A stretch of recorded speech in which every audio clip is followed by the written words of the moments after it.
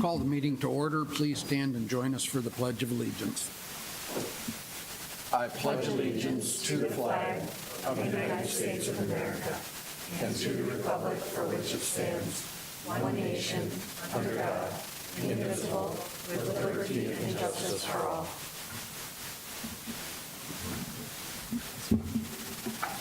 All right, may I have a motion to approve the minutes of the meeting held February 11th, please? So moved. Second.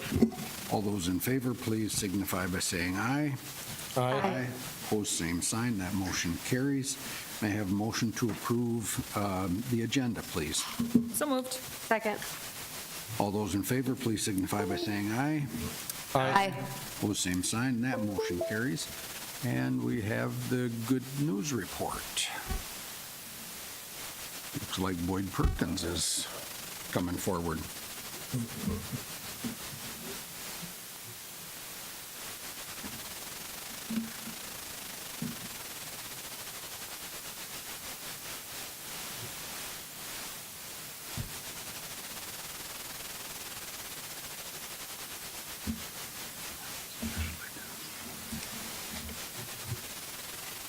There we go. Good evening. My name is Boyd Perkins.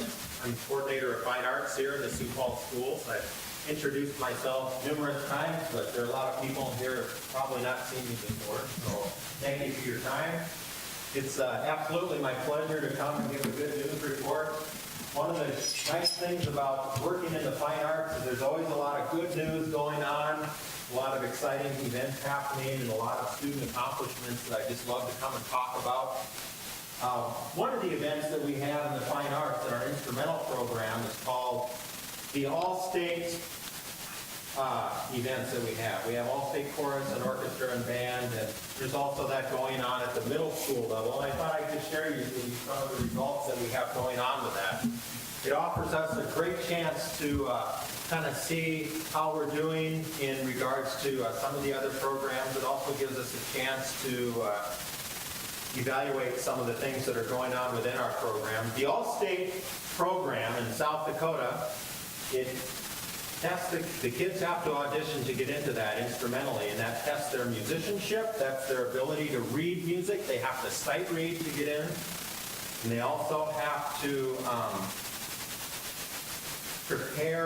test their musicality. They also have to show up with prepared pieces, a solo and an etude that they do that. There's also a written test that they have to pass to get in that has music theory on it, as well as lots of Italian and French words that music is written in terms of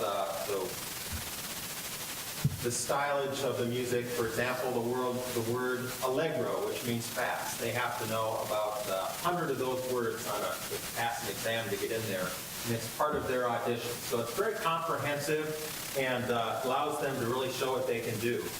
What we have here, I put up the 2018 middle school All-State Orchestra results, because this is last year's, but there are some really interesting things that happened this year. Last year, you can see we had 7 kids make the South Dakota Middle School All-State Orchestra. Sioux Falls School District has roughly half of the string players in the state right in our community. We had 7 kids make that out of 5 middle schools. You can see some of the other schools on there. That's last year. This is this year. We've been putting more emphasis on this in the program. You can see we jumped up from 7 up to 21, which is a considerable improvement in that, with Memorial having 8 up there and some of the other schools having that. At the middle school level, it is not a live audition. It's actually a recorded audition that they send in that is evaluated on that. Rapid City is really a very strong orchestra community. They have a Suzuki school there, which starts kids in grades starting at about age 5, sometimes 4, and really work on that all the way through. It's a well-developed program, which is why they have a high number of string players from Rapid City make that. There's a strong movement in Sioux Falls right now to start that same thing here. It's a private thing, not a school district thing. Okay, here's the 2019 middle school all-state band results. You can see Patrick had 24, and you can see we had 42 total make the all-state band. At the middle school level, there are about 200 kids total who participate on that. So of all those schools, 42 of them are from the Sioux Falls School District. I think that speaks well for us. You'll notice also Sioux Falls Christian had the second highest amount with 17, and that's a symptom of Sioux Falls. There's a lot of opportunity for kids to get lessons and outside instruction that goes on there. All right, this is this year's high school all-state orchestra. You can see the numbers we had in there. There's 47 total. There are about 120 all-state orchestra students total. Of that, 47 were from Sioux Falls. That includes wind, strings, and percussion, not just the string instruments and not just the wind instruments and that. And Lincoln and Roosevelt and Washington, that all includes a lot of wind and percussion players in addition to the strings. Rapid City is mostly string players that are involved with that due to that program that they have there. And this is this year's all-state band results. 69 total, which is very unprecedented in terms of all-state band and the numbers going in there. There are far more band programs in the state of South Dakota than orchestra programs. Every little school's got a band program, but really only a handful of the large schools. The larger schools have orchestra programs.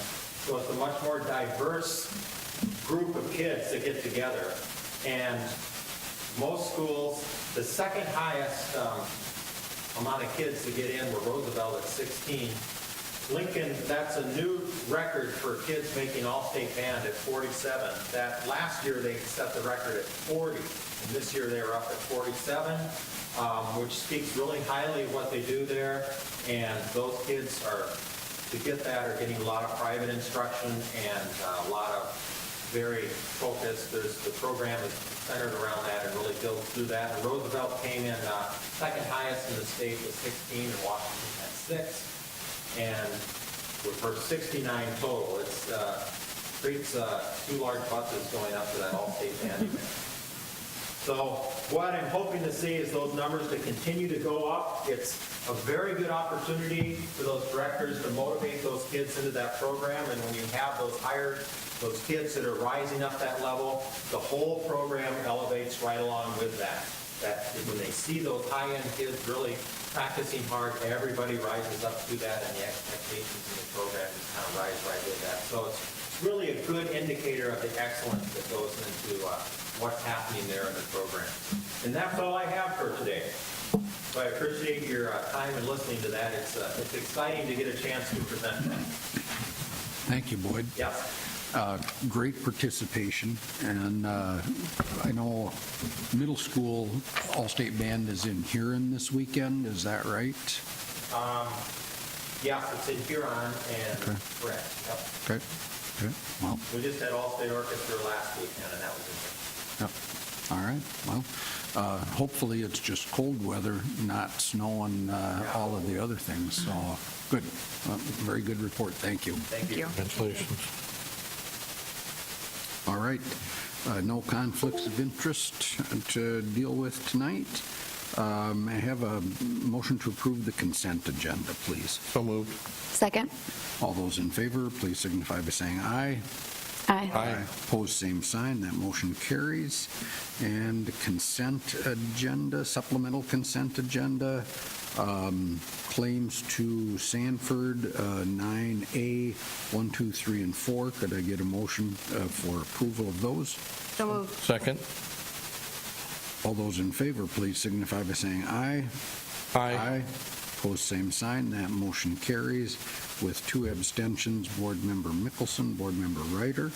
And then 9B, an approval of claims to Avera. So moved. Second. All those in favor, please signify by saying aye. Aye. Opposed, same sign, and that motion carries with 1 abstention, Board Member Parker. And we are on to the reports of the superintendent, Dr. Maher. Thank you. We have 4 reports tonight. The first report is the physical education curriculum adoption that comes to you from the Departments of Curriculum Services and Special Services. Here to present is Ann Smith. Good evening. The physical education curriculum study began in fall 2017 with the K-12 steering committee meeting. That committee consisted of teachers, administrators, parents, and community members. The group worked to develop the philosophy statement to guide the physical education curriculum review. And that philosophy statement is before you. The goal of our physical education program is to develop individuals who are knowledgeable in the areas of health and fitness and to demonstrate the age-appropriate skills and competence necessary to enjoy a lifetime of healthful physical activity. That philosophy statement culminates in our mission statement to educate and prepare each student to engage in a lifetime of fitness. The committee also, working underneath the steering committee, were the various grade level committees. Their goal was to standardize the curriculum across all schools, ensuring that there is an equitable education for all students in the Sioux Falls School District, which will result in improved teacher quality and increased consistency in instruction. As each grade level worked on their curriculum review, they were working with the state standards. At the elementary level, those state standards did not have a lot of changes, and so that particular committee was focusing primarily on cleaning up their scope and sequence and moving the curriculum documents into the district's new online formatting. The committee worked together to build and align activities to the standards and to make sure that there was a good, usable resource page for all teachers to use, which will help facilitate making sure that we have a more uniform curriculum going across the district. There were greater changes at the middle school level. At the middle school level, we were really seeing a shift of moving from a focus on physical activities, like maybe team sports, to more education about what does it mean to be a physically fit individual. How do I, as an individual, take responsibility for my physical fitness? How do I measure that fitness? And then how do I develop a plan based on what my personal fitness is to move forward and improve that fitness? And how do the choices that I make in my life impact my fitness?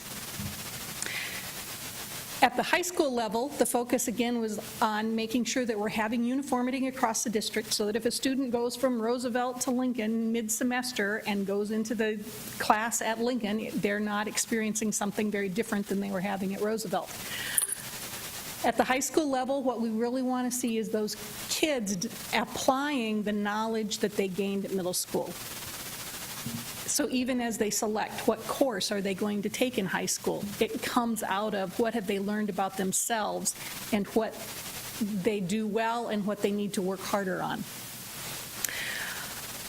One of the things that the committee worked, as the steering committee consisted of several members from the community, and we were looking for opportunities for partnerships, and we'll talk about that a little bit more in a couple minutes. Technology to support the PE curriculum adoption. It might not seem at first intuitive to think that PE needs iPods and iPads because after all, aren't we out working? If you think about when you go to a fitness class, that music is very inspirational. Go into some of our PE classes and you'll hear that our teachers are using music to help engage and motivate the students.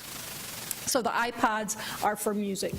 The iPads and Apple TV, again, if we can have something on display up in so that the students can see the instructions for what they're going to be doing or maybe see a demonstration of what they're going to be doing, that frees up the teacher to be able to go around and work with the students. One of the things that this adoption we're particularly excited about is the updated heart rate monitors. We have sets that we can use at all three levels. Again, as part of teaching kids, what does it feel like to get your heart rate up where it needs to be, that desired level of activity for a sustained period of time? How do I feel when I'm like that? How do I know what that feels like? Helps me then to understand how to do sustained physical activity to achieve the results that we want. The headsets and microphones are to facilitate, again, for the teachers moving around to be able to talk and the kids to be able to hear what the teachers are saying. We were thinking about ways that we can partner with the community. One of the things that we're very aware of is that we have lots of things available here in Sioux Falls. How can we tie our kids into that so that they can understand what's available to them to continue implementing the choices that they make about their personal fitness? So we talked with some of the committee members. Are there opportunities for free passes that could be distributed to the kids, what that might look like? Presenters at schools, we want to put together a list of resources that would be available to all of the teachers, so maybe they can bring in a nutritionist to talk to the kids, or maybe they can bring in someone who can talk particularly about strategies for strength training. All of those ways, any way that we can partner with the resources that we have available here in our community. The special education, those students that we have that have special needs, are, as with all of our curriculum adoptions, there was a committee that was looking specifically at that to make sure that we have updated those resources and that curriculum as well, so that we're using all of the modern technology that we have available to us and the best practices in instruction to move forward.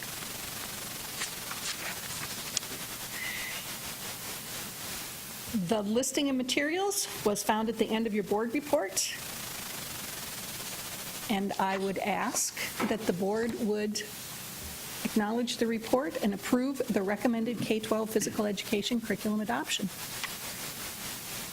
Any questions for Ann on the report and the curriculum adoption?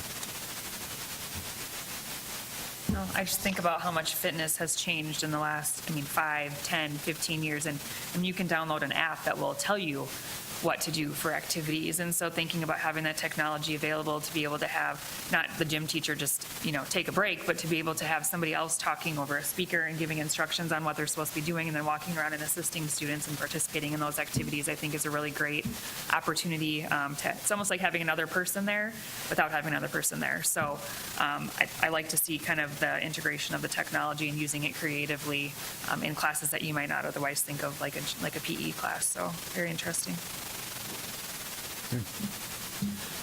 Could I have a motion and a second? So moved. Second? Any other discussion? Hearing none, all those in favor, please signify by saying aye. Aye. Opposed, same sign. That motion carries. The second report of the evening is the Avera Academy report. This comes to us from our Assistant Superintendent in charge of academic achievement, Dr. Boyson. Thank you. Thanks, Ann. Good evening. Tonight, I have the pleasure to bring to you the Avera Academy report. The purpose of the report is to provide you information about the Avera Academy that will provide 24 students the opportunities to participate in dual credit coursework at Southeast Technical Institute and explore the field of health careers and other related opportunities that are present in at a medical facility, because we often think about a doctor and a nurse. So it'll give students those opportunities. So when we look at this, the first thing we want to do is look at how does it fit within our strategic plan. And it falls under student outcomes, priority area number 1. And we want to provide effective, engaging curriculum and instruction for all students to emphasize growth and reduce the achievement gap, but really looking at differentiated and engaging pathways and college readiness and career preparedness. So really meets those needs. And we want to continue to expand those pathways for students. And so we're committed to providing those multiple pathways. Early this fall, we were engaged with a conversation at Avera with the Sioux Falls School District and STI to see how can we put this together. And so out of that conversation, this developed. And really looking at the Academy being sponsored by Avera to offer quality educational opportunities for students who are interested in those jobs in health, career, and related fields. And so it's a collaborative partnership between Southeast, Avera, and Sioux Falls School District. The Academy is designed to offer a menu of courses for students to take simultaneously with their high school class, so dual credit offered on STI's campus. And the courses would look student success, which is required by STI, but also by multiple universities. They always offer a student success course for their freshmen coming in. If students are looking for something in the medical field, medical terminology would be a good one. College algebra would be a gen ed course that students could take that would fulfill that fourth requirement of math for high school, but also fall into that dual credit for college or post-secondary degree, or composition or college speech. Those are some of the types of courses that would work for students. How's the program designed? It's the funding from Avera would support 24 students for health careers and related fields. Students had to fill out an application and turn it in to their counselors. The application had to include 2 references from their teachers, so they had to have those sponsorships or recommendations from them. And they're selected based on financial hardship or a low-income household, person in the family to attend a post-secondary school, facing life challenges, and Avera is really focused on the new American, and that was one of their charges. So those are the 4 scanning pieces on the application, but then really looking at what's best for students. And the applications were due last week, and we have 35 applications right now.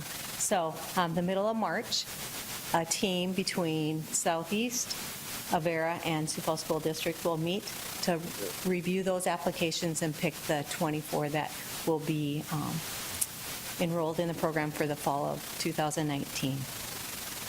Another piece of the program is Avera hired a full-time staff person. And this might sound very familiar to you, this program, and it's modeled after Learners to Leaders that was funded by Smithfield.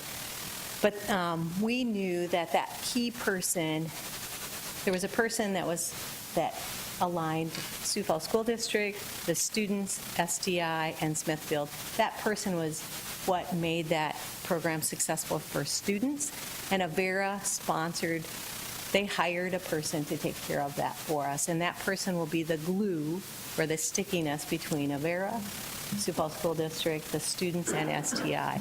They will work key with those students to make sure that they're getting their homework in. They're looking at how do we help support them through the FAFSA, college applications. Maybe this course would best fit your interest. And so really it's a career counselor, a guidance person for those students to make sure they're successful in this program. And the program design, it will operate Monday through Fridays, and it's in the morning. And Monday through Friday, the students will be out on the Southeast campus, and they will take those core general academic coursework. And then on Fridays, they'll go to the Avera campus. And while they're on the Avera campus, they'll work with that course administrator looking at all different types of job opportunities that are offered. And so that way they can really do some exploration and find out what's best for them.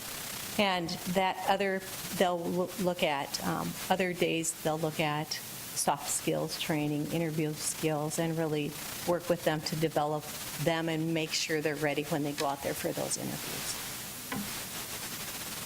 Avera support, they hired an Avera Academy administrator, so a full-time person to help support those students, and that's above and beyond the $100,000 that they're going to provide annually to support those 24 students. So tuition and fees for 24 students, textbooks, they put in some money for transportation in case students, because we know transportation can sometimes get in the way, so there's some money in there in case transportation is needed.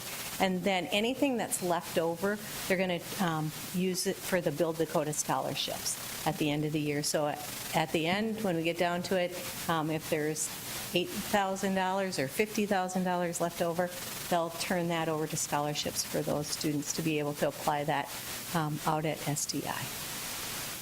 And so that's the Avera's investment, $100,000 annually to support those 24 students, and then a full-time academy administrator on top of that. And that's an Avera employee. So they posted, interviewed, and hired.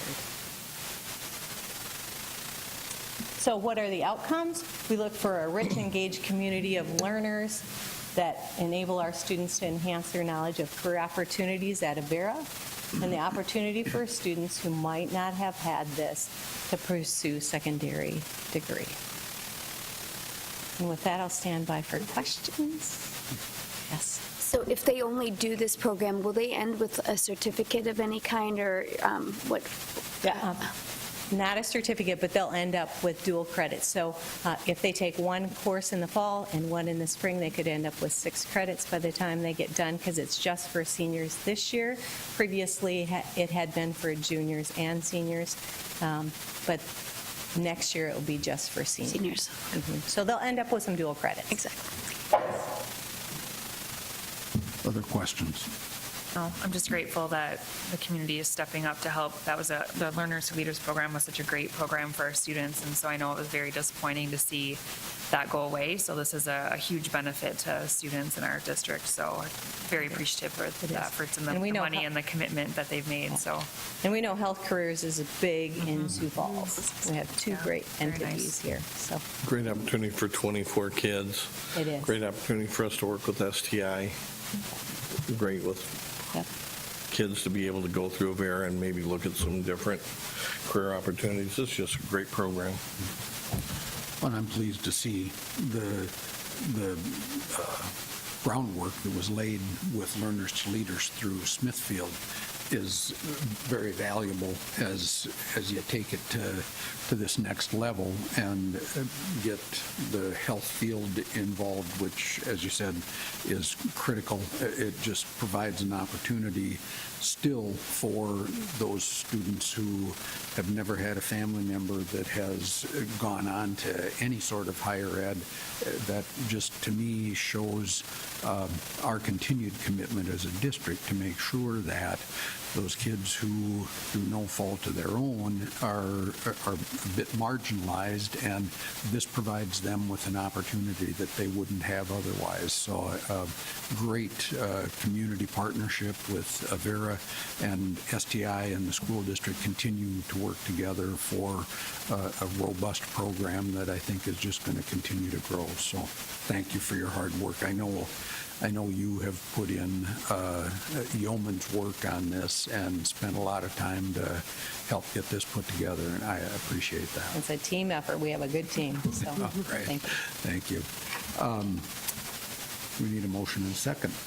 So moved. Second? Further conversation? Good stuff. All those in favor, please signify by saying aye. Aye. Opposed, same sign. That motion carries. Thank you, Teresa. Thank you.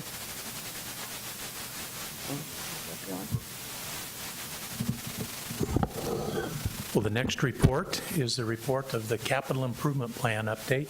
You've become accustomed at this point to receiving an update on the Capital Improvement Plan at the second board meeting each month. Generally speaking, we talk about design development, we talk about brick and mortar, and this month we thought we would give Mr. Kreider a little break and talk a little bit about some of those things that maybe aren't as intuitive when you think about the passage of the bond issue and what has to happen in order for us to open up a building here soon. As you know, a couple of things have already happened. Number one, there was land acquisition that had to happen. That's happened. We have land for the new for Jefferson High School. We have land for Rifle Middle School. So on your list of things to do, you can check that box. Also, we had to get about naming of the buildings. So we did that, as I just mentioned, with Jefferson High School and Rifle Middle School. And check that off of the to-do list. Next, one thing that was counterintuitive to me was when we were at a design development meeting probably a couple of months ago now, and the architect said, as soon as you come up with the mascot and the school colors, we'll weave those into the design. I said, well, we better put together a plan for getting the mascots.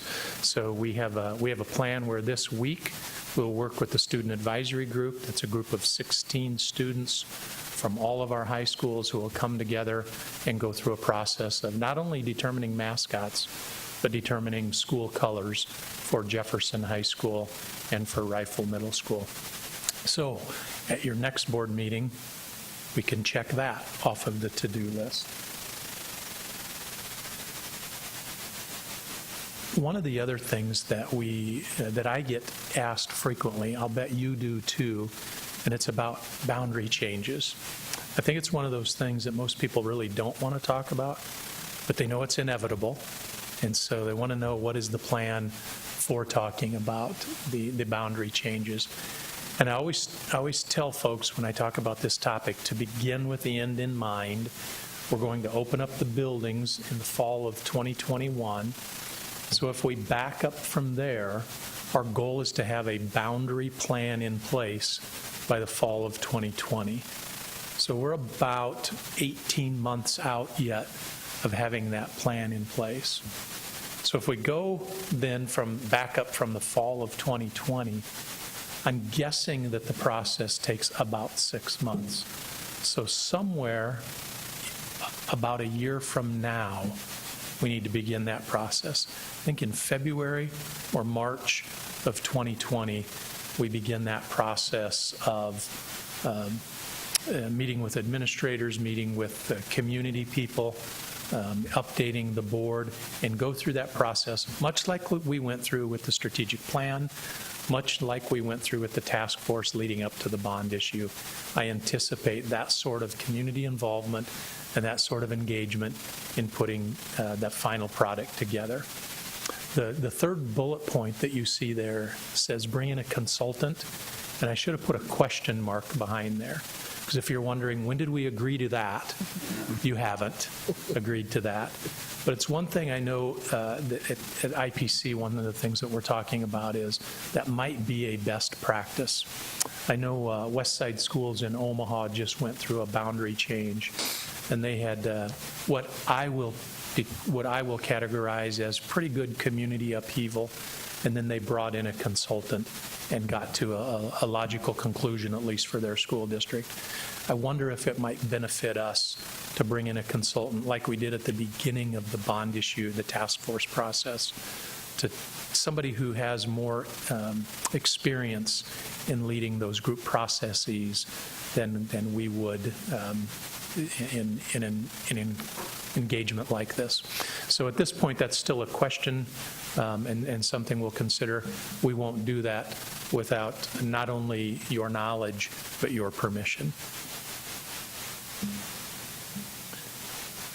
The next thing that maybe is counterintuitive again when you think of capital improvement, and maybe this is more of a bond issue update than a capital improvement update, but how do we begin to staff the buildings, the Jefferson High School and Rifle Middle School?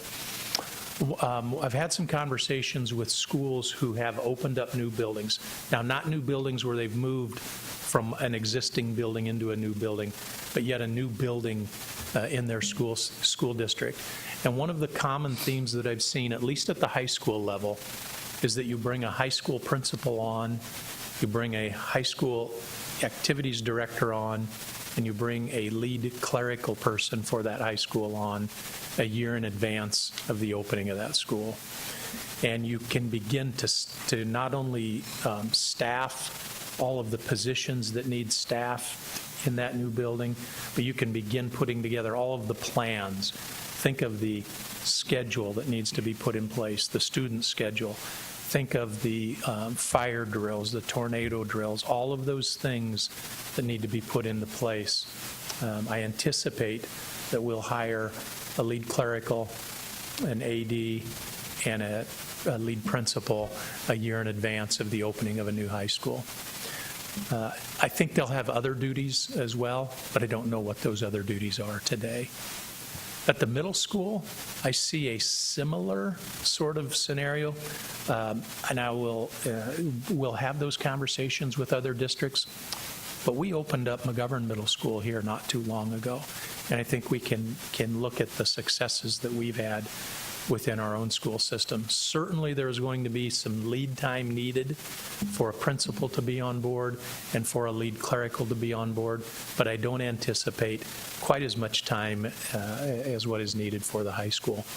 I'm less sure today as to what that looks like, but I'll keep you up to speed on that as we go forward.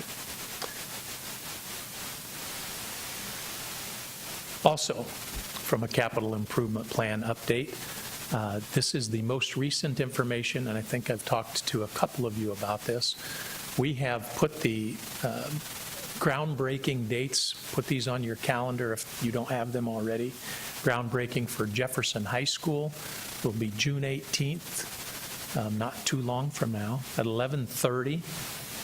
And Ben Rifle Middle School groundbreaking will be on July 22nd, and that'll be at 4:30 p.m. The Rifle Middle School groundbreaking will actually take place at the conclusion of our annual summer retreat. So we'll have a pay bills only meeting, and then a retreat, and then we'll can reconvene at the groundbreaking for Ben Rifle Middle School. I might have told some of you 11:30 on the Rifle Middle School. If I did, scratch that from your memory and put 4:30 in. After checking with the chamber, the 11:30 date, the 11:30 time on that date was already taken. Questions that you might have? A lot of scenarios to work through. I was just writing some notes. Did you say March or April of 2020 is when we would likely start having those conversations? February or March. February, March of For 2020. the boundaries? Mhm. Yes. I think about a year from now. Yeah. Maybe slightly sooner, maybe slightly later, but about a year from now, I think we'll begin that process. And sooner or later will depend on when do we want to have that final report to the board for your consideration. Is that June, July, August? And then if we go the consultant route, to talk to the consultant about what does the community process look like, and figuring out how do we include all of those opportunities to collect the information and the data we need to make that decision. But roughly speaking, I think about a year from now. Other questions?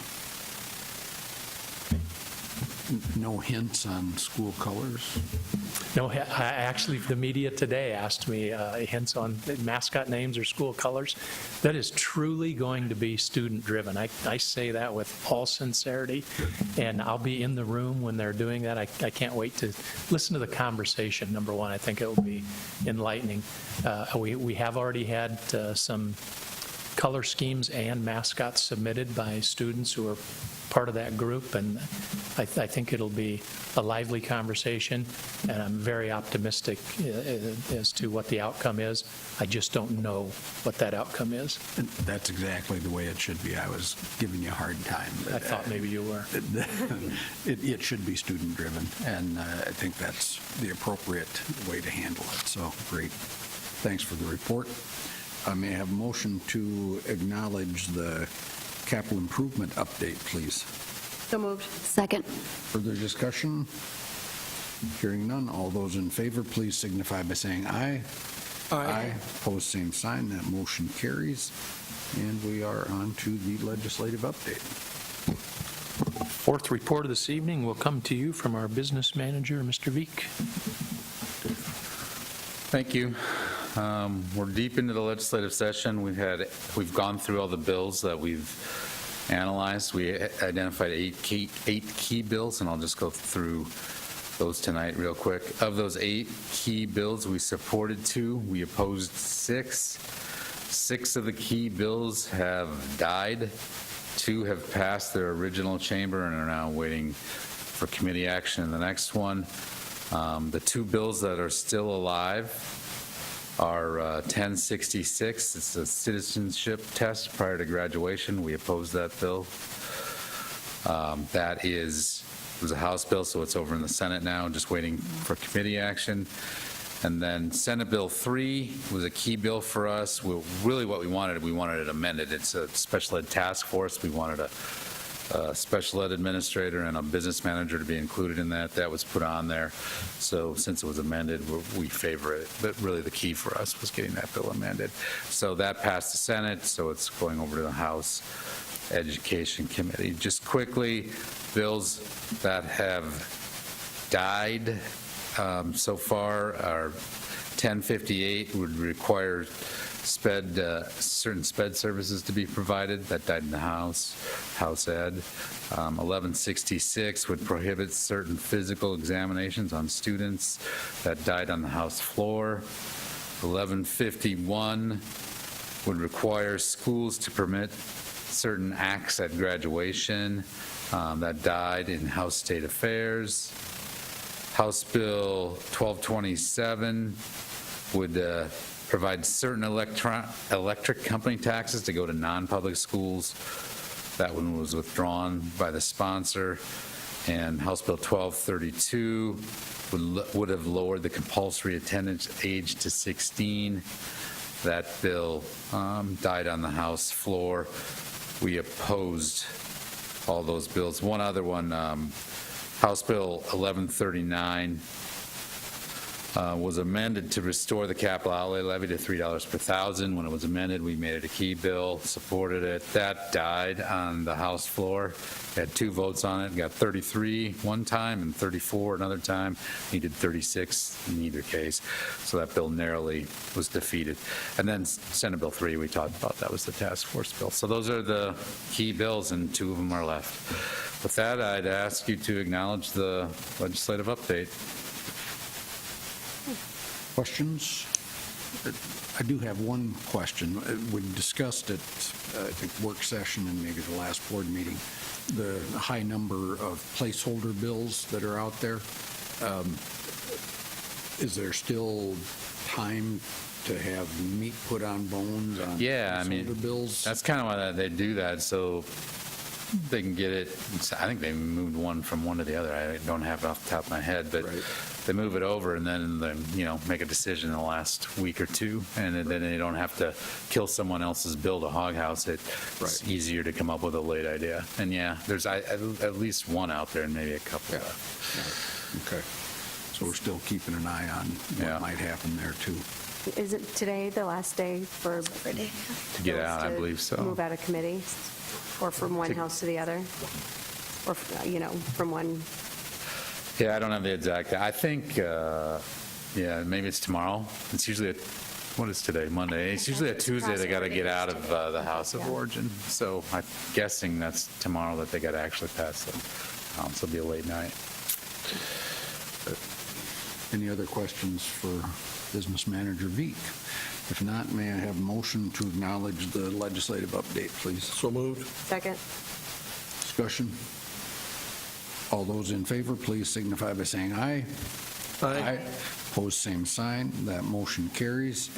That brings us to the bottom of the agenda. Any additional business to come before the board? If not, may I have a motion for adjournment, please? So moved. We are adjourned. Thank you.